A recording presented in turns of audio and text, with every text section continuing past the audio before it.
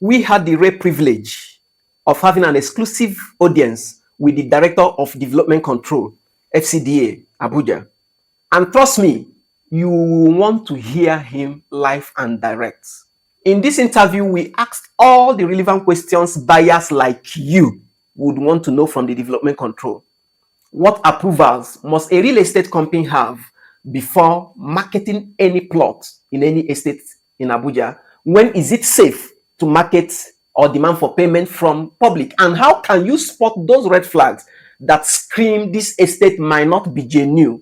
And so many other questions that will help you escape demolition in Abuja. So sit tight, grab your notebook. I learned a lot already. And let's dive straight into this eye-opening conversation that could save you from losing millions and a whole lot of regrets. We are Encumbered Properties Limited. We are the first and for now the only real estate fraud prevention platform in Nigeria and Africa, basically.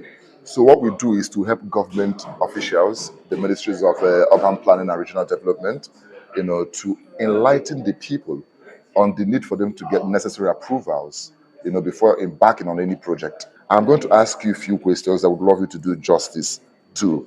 The first question I have got here today is, what are the minimum statutory approvals a real estate company must obtain from development control before commencing advertisement or sales of plots, in estate? Maybe start selling a plot in an estate within FCT. My name is Town Planner Bumi Ologu. I'm standing in for my director. We don't give approval for the sales of plots within estates. Okay. But what estate stood for is building houses and selling. Okay. But the basic thing they need from us is building approval.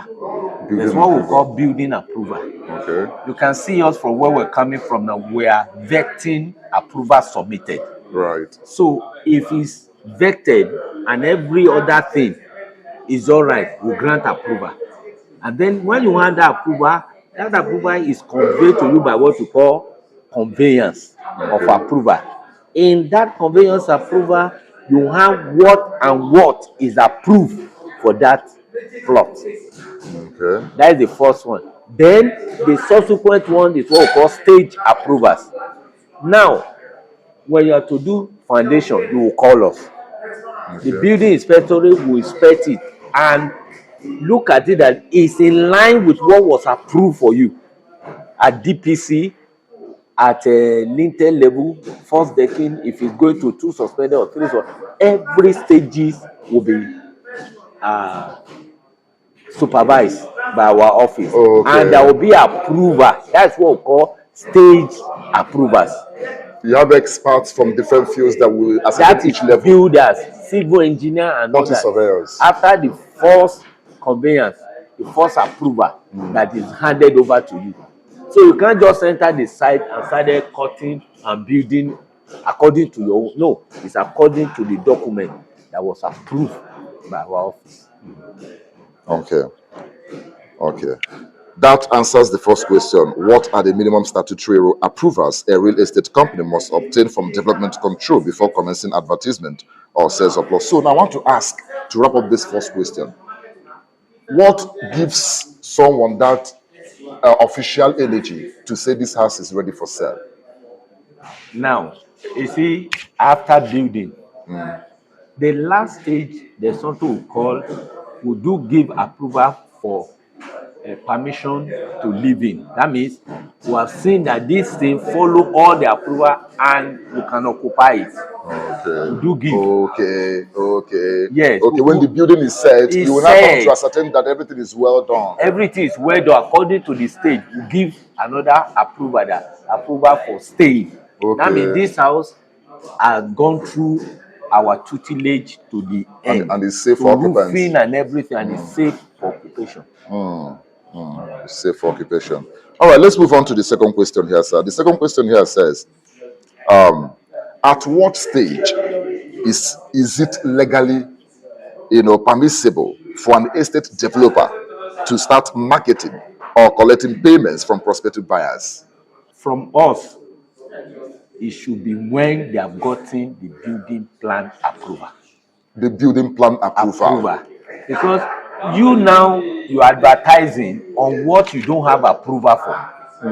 And you are telling the public that, oh, we've gotten this plot, so we have these duplexes, and you print it, advertising it, and you have not gotten approval. Because there's every possibility that in your process of approval, what you put in may not be what's supposed to go in there. And so when you are giving people and giving them assurance that this place you can put 3 suspended floor of a duplex here, and by the time it goes through our own distance, we say no, you have to scale down, because the permissible height of building, or the skyline, the one we call skyline, the height of building in that area is this. So what do you tell the person that you have given or you have sold the place to through your advertised paper? So it is when you now get the approval from us, the approval you go from, you cannot transplant it into your handy campaign marketing. So if somebody is looking at it and buying, is buying what is approved. So the person will not have to go through No. issues. He will not. That is the problem they have. This was, oh, sorry, we didn't know that you can't have the 2 suspended floor. You can't have this open balcony because they've not gotten approval. So if approval had been gotten, all this, the approval, the drawing, everything are there, both the 3Ds and everything. You can now transfer that 3D into a leaflet to give to somebody. If somebody is buying, he knows that this is what I'm to put on that ground I'm building. So when you say 3D, what do you mean by that? That is the elevations. Okay. You have the front elevation. From elevation, you see the height. From elevation, you see the side, front, and all that north side of the building. So you see how it is, and how it is placed according to setbacks that's supposed to go with that structure on ground. So everything is up. Do you understand? I do understand you very well. Okay. That answers that question. At what stage is it legally permissible for an estate developer to start marketing or collecting payments from prospective buyers? And you said when they have gotten the building plan approval. From development control. Such an insightful session with the Director of Development Control. I hope you learned a lot, as much as I did. Remember, every fraudulent real estate deal thrives in ignorance and lack of proper due diligence. You may ask, how do you go about conducting the necessary searches and verifying the information and documents any vendor has presented to you? That's exactly why we've taken our time to produce a hands-on manual, 7 steps and guide to acquiring a clean property title, a practical checklist. Before you pay for any plot, go through this very important manual and follow the recommended steps, and you will be rest assured that you won't end up being defrauded again or being afraid of your property demolished. For the sake of humanity, if you know of any property or estate which has disputed title, approval crisis, or is encumbered by any means, kindly help bring to our notice, or head over to encumberedproperties.com and enlist it thereon.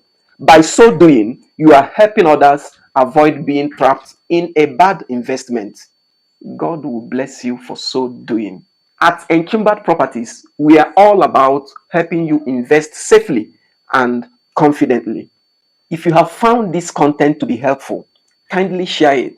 The insights here will help future investors, especially first-time investors, to avoid losing their hard-earned investment. Imagine somebody saving over years only to invest in an estate that is doomed for demolition and you don't know about it. So with this insight shared directly from the Office of Director Development Control, you find out that a lot of people will be better off in choosing where to buy and where not to buy.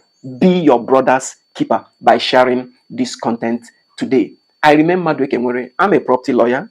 I am a chief superintendent of police, and by God's grace, the founder, Encumberedproperties.com. We are the only real estate frauds prevention platform. We warn you before you fall into a trap. And believe me, we love you and we care about your real estate safe investment. Thank you.